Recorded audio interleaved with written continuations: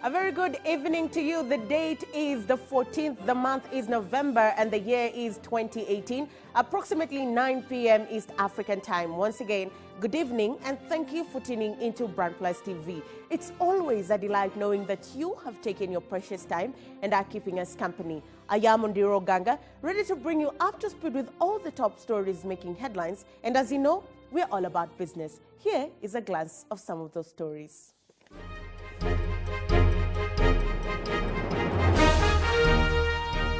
Some of the landmark investments are, number one, the Mombasa-Nairobi Standard Gauge Railway, officially inaugurated in 2017. Second, China-Kenya Industrial Capacity Corporation Exposition. It matters business to business. Equitable access to land, security of land rights. Institute of Surveyors Conference 2018, Building a Sustainable Continent. Has Consult launches Enaki 5 Cents Botanical Garden themed residential, a harmonious coexistence with nature.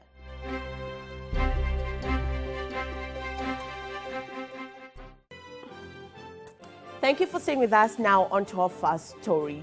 The China-Kenya relations have lately been on the spot due to the huge debt burden we bear as a country, all thanks to our newfound trade allies. However, today was all about mutually beneficial partnerships as China and Kenya hosted the annual China-Kenya Industrial Capacity Corporation Exposition with an aim of strengthening B2B relations. Our reporter attended the Expo official opening and tells us more.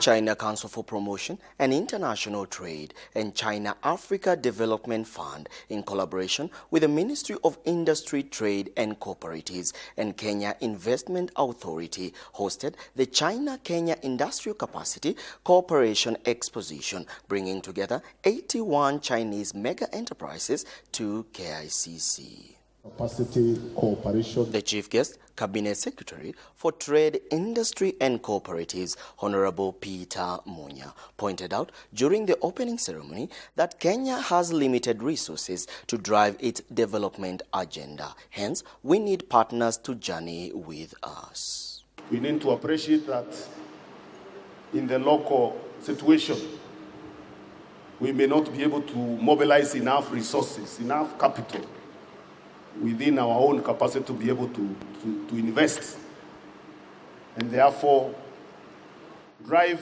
the development agenda and job creation agenda that we desire. And it is common practice, it is proven that when a country attracts foreign direct investment, that country is able to do faster growth than closing yourself down and relying on your own local resources. The CES went ahead to declare that Kenya is open and ready for business with not only China, but with the rest of the world. Capital is capital. Capital does not know color. It does not know religion. It does not know language. It's capital. Once it comes there, a factory is set up. The factory benefits the country and helps the country in terms of gaining momentum. So that is the policy of the Kenyan government, that Kenya is open for investment from everywhere in the world. With China being a major development partner to Kenya, the CES went ahead to highlight some of the investment it has made so far. China has a strong presence in our country and we appreciate the good work being done by most of them.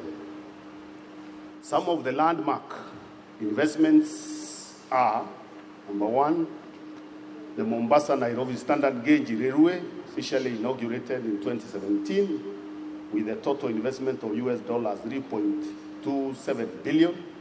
Of course, it's a bilateral loan that is eventually going to be retired by the government of Kenya. Number two, Avic International has made an investment worth more than US dollars 400 million in the construction of the Global Trade Center, which will be a landmark building in Nairobi after completion. 3, Tryford Ceramic Company in Kajiado County which is one of the largest building ceramic factory in East Africa, in Eastern Africa, producing about 30,000 square meters of floor tiles every day. Let's witness the signing ceremony. Several MOUs were sealed during the expo covering various sectors related to industrialization and infrastructure development. The expo is the largest of its kind to be held in Africa. It acts as a platform for China to build new economic and trade ties with the African nations. All eyes are now peered on the government to structure policies that will improve balance of trade, which is currently heavily in favor of China. Reporting for Bram Plus TV, I am Karari John Wambugu.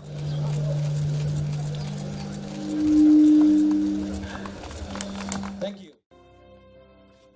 The Institute of Surveyors of Kenya held the 2018 Regional Conference at Safari Park Hotel, Nairobi. The theme of this year's conference was Land and Property Sector, Delivering on Africa's Sustainable Development. Take a look. There's a lot of services.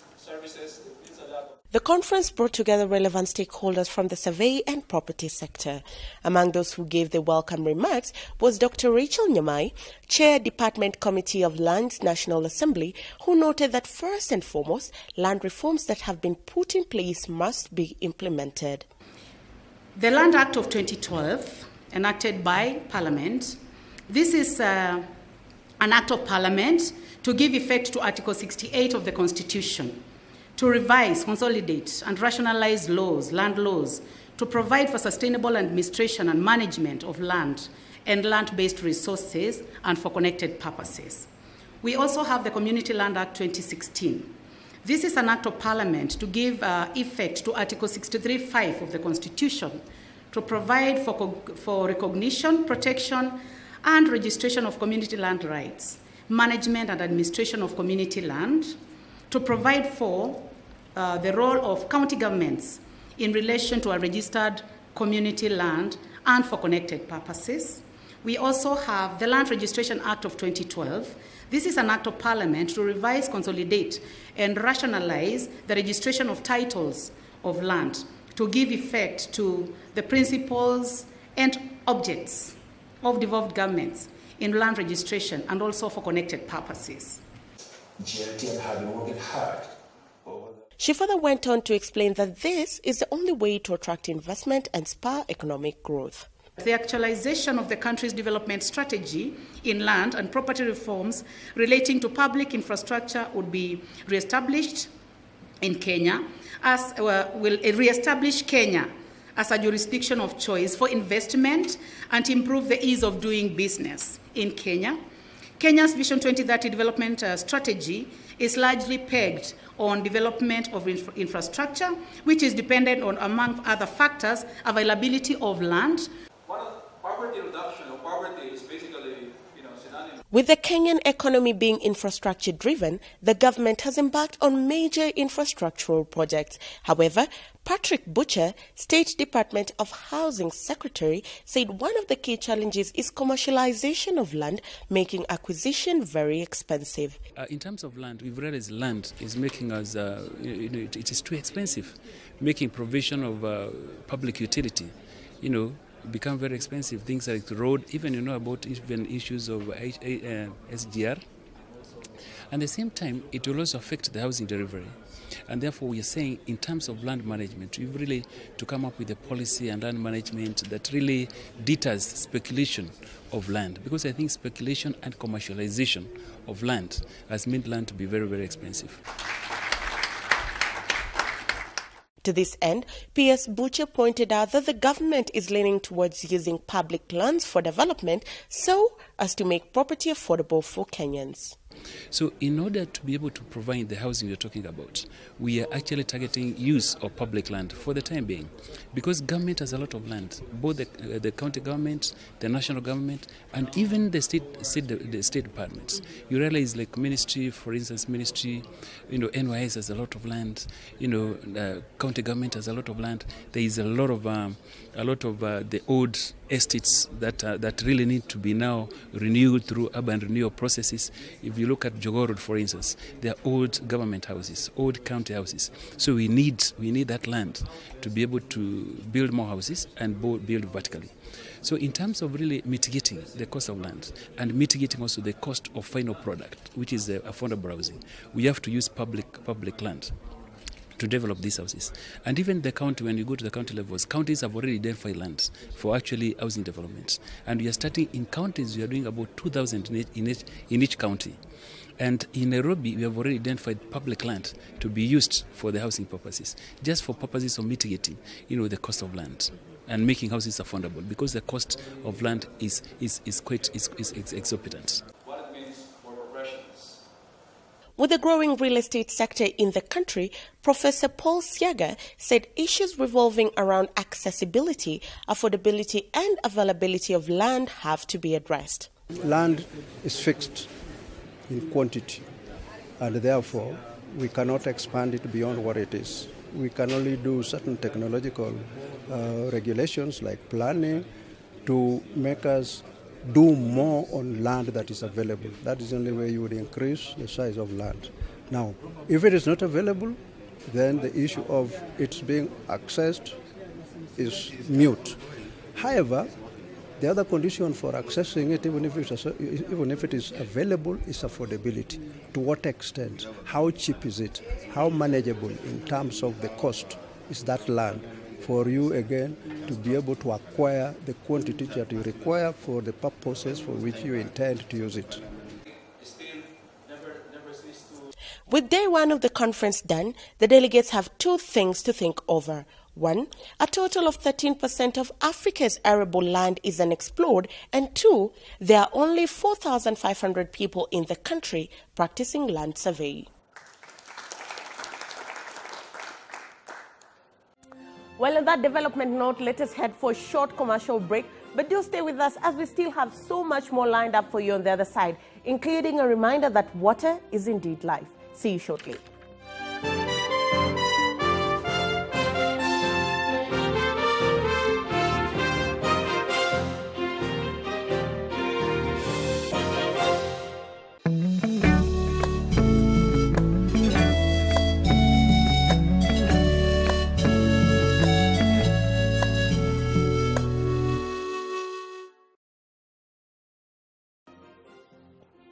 Welcome back, and thank you for staying with us. Now on to matters IGAD. The IGAD Secretariat has today held IGAD Transboundary Water Ministerial meeting in Nairobi to discuss the ways that the region can benefit economically from its water bodies. Our reporter Daisy Ombo attended the meeting and brings us the details. The discussions we have had. While delivering his remarks, Cabinet Secretary Water and Irrigation as well as the IGAD Chair, Simon Chelungui, outlined the role of various stakeholders in the implementation of a legal framework that will ensure sustainable management and equitable utilization of the shared water bodies. We need to recognize the important role played by various stakeholders in raising the level and the degree of cooperation in the management of these resources.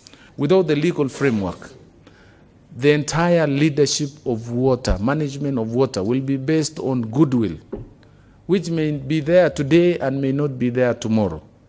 So we need to anchor a framework that be able to ensure that there is always a process in managing this resource. He continued to point out that water is a resource that promotes integration across the region by connecting people and enhancing relations, thus spurring economic development. Those regional relationships needs to be enhanced. We may have other commercial, technical, training, and all cooperation, but the biggest cooperation that can integrate this region, the only resource that can bring Somalia and Kenya together, that can bring Uganda and Tanzania and South Sudan and even Ethiopia together, is this water. Because water is life. It is used by the young, old, rich, poor, tall and short. They all need water. on the upcoming blue economy that is set to be held later this month, he pointed out the following benefits. As member states, we have gathered here today to enhance protection, conservation of water, which by extension has a great impact on the blue economy. Once this is done, we have shared waters. We have Lake Victoria, the tilapia, the popular tilapia worldwide. We have the Nile, we have the Indian Ocean, and several water bodies, Tanganyika and lakes in Lake Chad, or rather all the water bodies in our region. Once we successfully host this conference, it will inform and guide the nations, especially the member states of the IGAD, on protection and conservation of these water bodies so that we can have an alternative source of revenue or economic activities from the water bodies in our member states. Mohamed Musa, who represented the Executive Secretary of IGAD, Ambassador Mahaboub Malim, stated the need for all member states to join hands and work together to help deal with the obstacles that hinder the negotiation process, as the countries are receiving direct benefits from the deal. As IGAD member states are the main beneficiaries of this regional legal framework, all of us should endeavor to overcome issues which are obstacles to the negotiation process of the water protocol. We have much of shared surface water and groundwater resources, and it is for this reason that we need to have a regional water protocol in place to guide in the governance of these shared resources properly. While stating the need of having a regional water resource protocol, he urged the member states to utilize water as it's an enabler of socio-economic development within the region.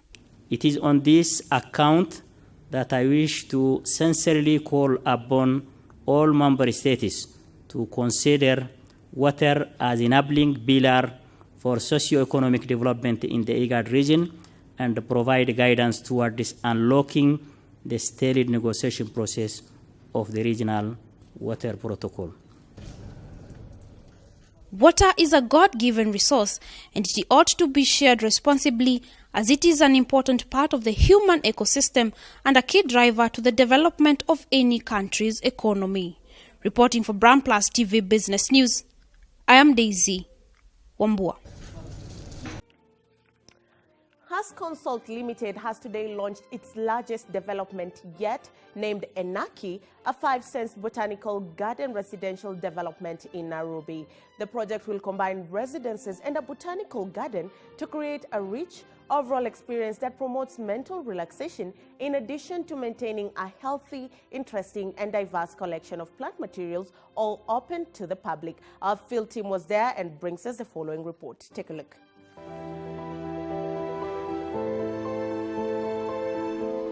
Named 5 Senses, the botanical garden is designed to preserve indigenous flora and fauna that seamlessly ignites the 5 human senses, which are sight, smell, touch, hearing and taste as they walk through it. This is a concept that originated from the late David Muraria, a former Minister for Environment and Natural Resources.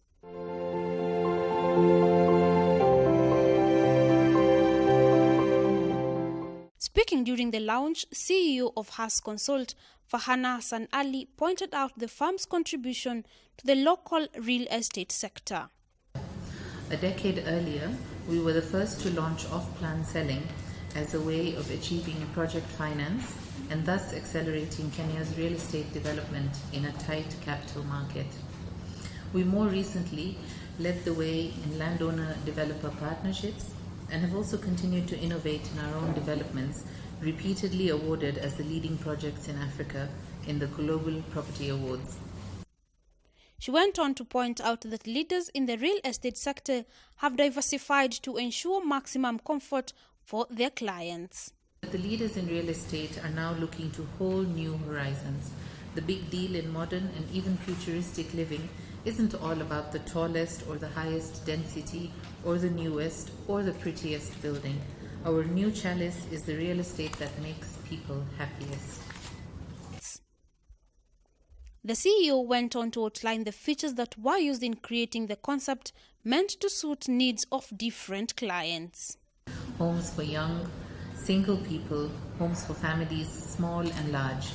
Each type of home was designed to make easiest the things that make each demographic happiest.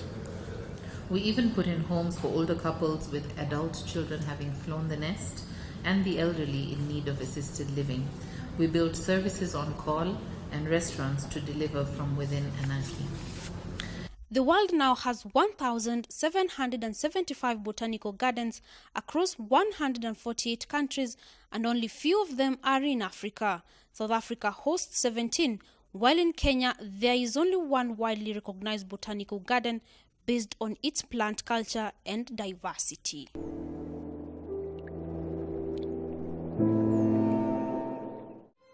Let us now take a look at how the markets performed today. Here is a summary.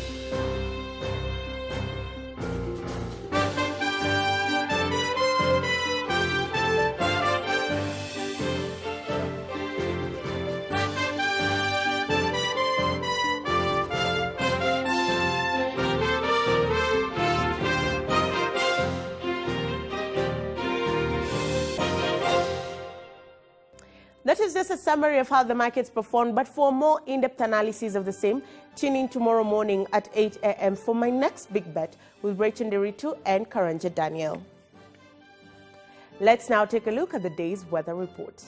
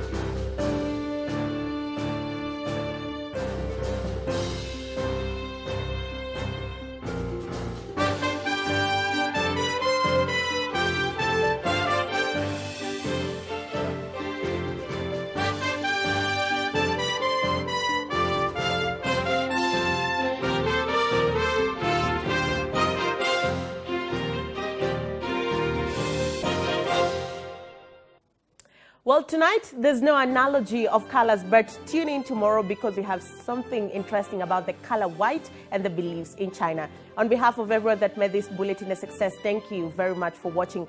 Catch us tomorrow, same place, but the time will be 9 p.m. for fresh serving of news-making headlines in the business world. Until then, keep it Brand Plus TV and enjoy the rest of your viewing. Have a good night.